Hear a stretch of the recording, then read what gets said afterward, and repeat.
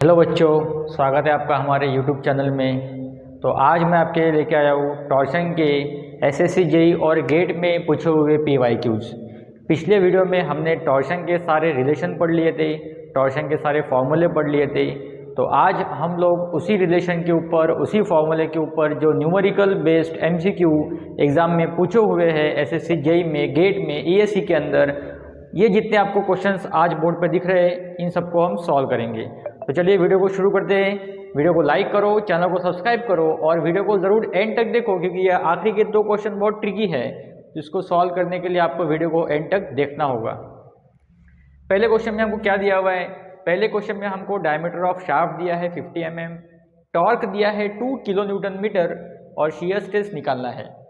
अब shear stress के जितने भी ऑप्शंस है उनका यूनिट क्या है? Mega pascal. तो मेगा पास्कल का मीनिंग क्या होता है? न्यूटन पर मिलीमीटर स्क्वायर। तो सबसे पहले एक चीज़ आपको करना पड़ेगा, ये 2 किलो न्यूटन मीटर को भी आप क्या कर दो? न्यूटन mm में कन्वर्ट कर दो। तो किलो न्यूटन मीटर को न्यूटन mm में करने के लिए 10⁶ से आपको मल्टीप्लाई करना होगा। ठीक है, अब शियर स्ट्रेस निकालना है। तो पिछले वीडियो में शियर स्ट्रेस का एक्सप्लेनेशन दिया था मैंने, 16T/πd³ लिख के दिया था फॉर्मूला।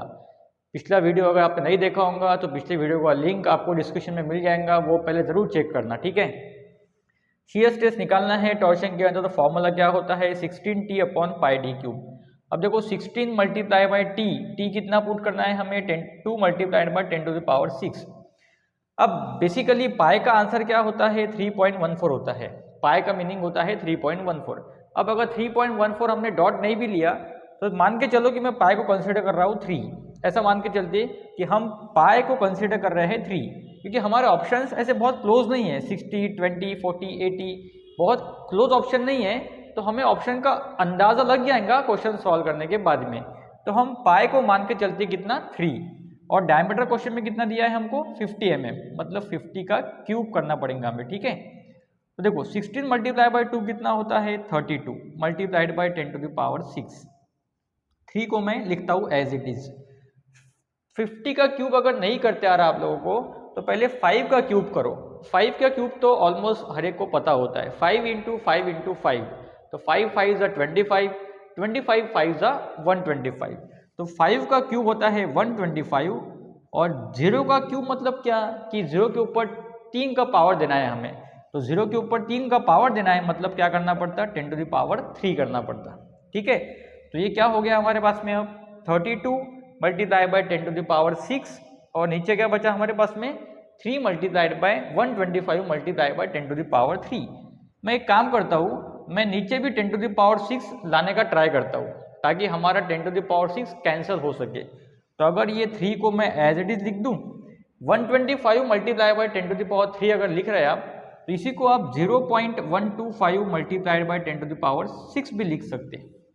अगर इस 3 पॉइंट के पहले, इस 3 आंकड़े के पहले अगर मैं एक पॉइंट लगा दूँ 0 पॉइंट समथिंग, तो ये आंसर को 10⁻6 में हम लिख सकते हैं। इसको ऐसा लिखना क्या और इसको ऐसा लिखना क्या, एक ही बात है। ऐसा क्यों किया? क्योंकि हमारा 10⁻6 डायरेक्ट क्या हो जाता? कैंसिल हो जाता। अब क्या बचा हमारे पास में? अब बचा 32 डिवाइडेड बाई 3 × 0.125 कितना होगा? देखो 0.125 को 3 बार लेने का है, मतलब 0.125, 0.125, 0.125। इसको अगर 3 बार लेते हो आप तो आपको आंसर मिलता है 0.375। बराबर 0.125 का डबल कितना होता है? 0.25।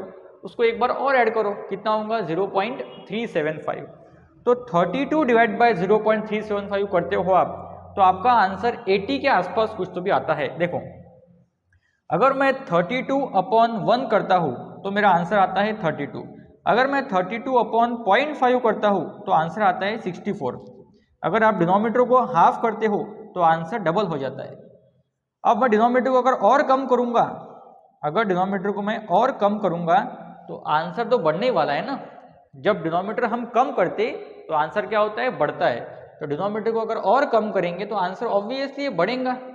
और 64 के ऊपर कोई आंसर है क्या इसके अंदर? तो एक ही आंसर है, कौन सा? 80।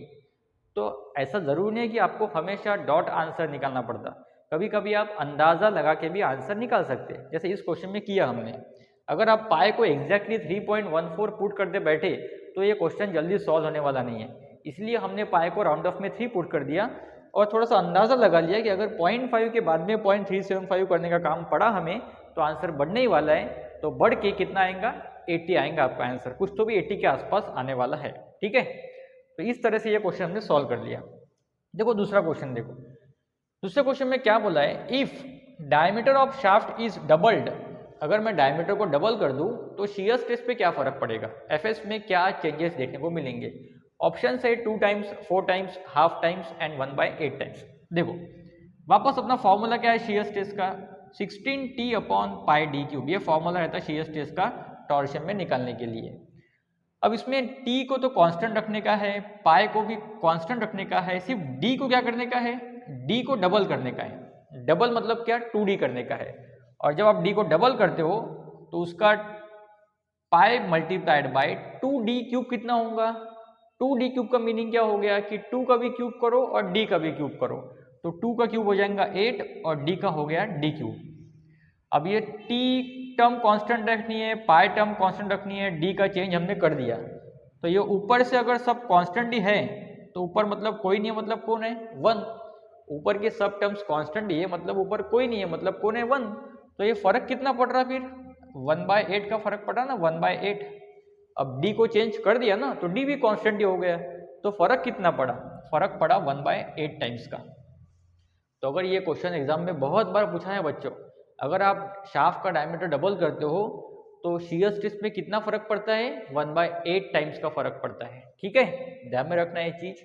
तीसरा क्वेश्चन, अगर मैं टॉर्क को 50% से इंक्रीज कर दूं, इफ टॉर्क इंक्रीजेस बाय 50%, तो शियर स्ट्रेस पे क्या फर्क पड़ता है, शियर स्ट्रेस पे क्या फर्क पड़ता है। देखो यहाँ लिखता हूँ उसका आंसर, मैं आपके लिए उसका आंसर मैं यहाँ लिखता हूँ।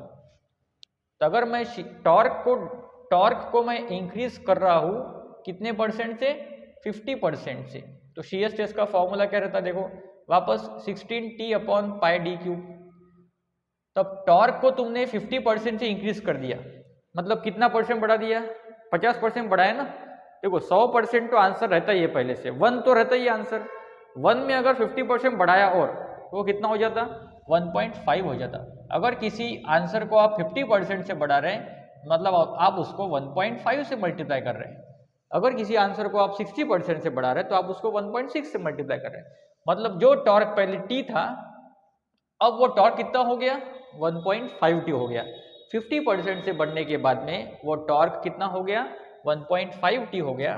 तो अपना शियर स्ट्रेस कितने से बढ़ गया, फिर 1.5 से बढ़ गया। जितने से टॉर्क बढ़ेगा उतने से शियर स्ट्रेस बढ़ेगा, तो इसका ऑप्शन क्या रहेगा, 1.5 टाइम्स। तो ये 3 क्वेश्चन एग्जाम में बहुत से बार पूछे हुए।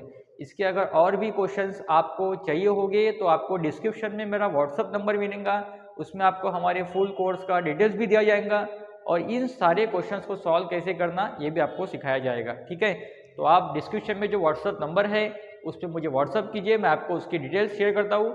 तब तक के लिए इस वीडियो को लाइक करो, चैनल को सब्सक्राइब करो और हमारे वीडियोज़ को अपने दोस्तों के साथ में शेयर करो।